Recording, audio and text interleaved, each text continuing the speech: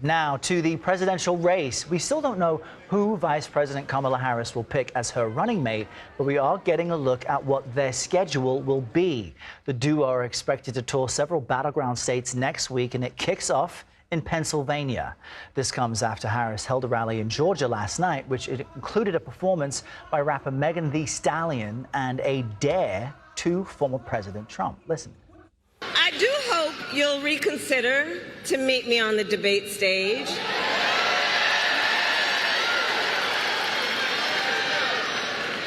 Because as the saying goes, if you've got something to say, say it to my face.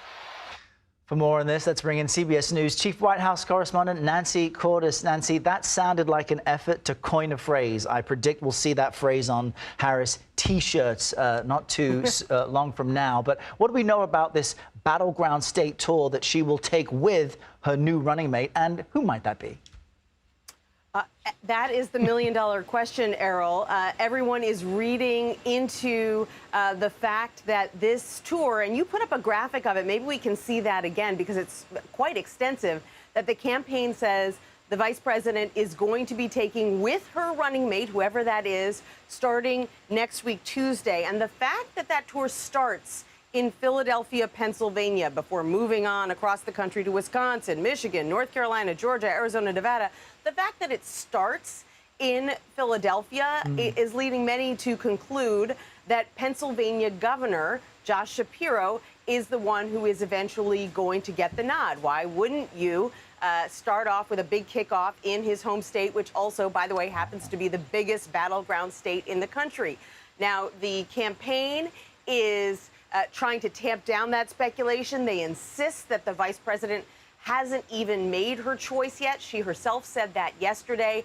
But we know that the list has now been whittled down to 5 frontrunners. There are more that are being vetted, but the 5 frontrunners, as we have reported, are Shapiro plus several other governors. Andy Beshear of Kentucky, Tim Walz of Minnesota, Pete Buttigieg, the Secretary of Transportation, and Mark Kelly, the senator from Arizona. So those appear to be the finalists, and we'll find out sooner than we expected at the beginning of next week. And we've heard each of those men go on the attack against the Trump campaign in recent days as well, which is interesting. Meantime, the Trump campaign has been heavily attacking Harris's role, they say, on the border, her failure, they say, to bring results. And she responded to that yesterday for the first time. How so? Right. So they say the best offense is the best defense, and that is what Harris attempted to do yesterday, really going on the attack when it comes to immigration. She knows that they have been describing her as the border czar, which is not exactly what her role was, but it's certainly an attack that they're worried will stick. And so she argued yesterday that if she is president, she is going to bring back this bipartisan compromise that looked like it was headed for passage in the Senate until former President Trump told his Republican allies in the Senate to kill it because he wanted it to remain an issue for him. So she argued that she's not the one standing in the way of progress on this issue, that it is actually former President Trump. She also touted her own record on the issue of immigration, not just as vice president, but throughout her career. Take a listen to that. I was the Attorney General of a border state. In that job, I walked underground tunnels between the United States and Mexico on that border with law enforcement officers.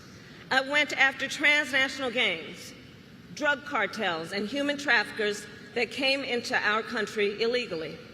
I prosecuted them in case after case, and I won. So Harris arguing that she's actually tough when it comes to immigration, part of a new line that we've been hearing from Democrats in this White House for some time now. All right, Nancy, with the latest from the White House, thank you so much.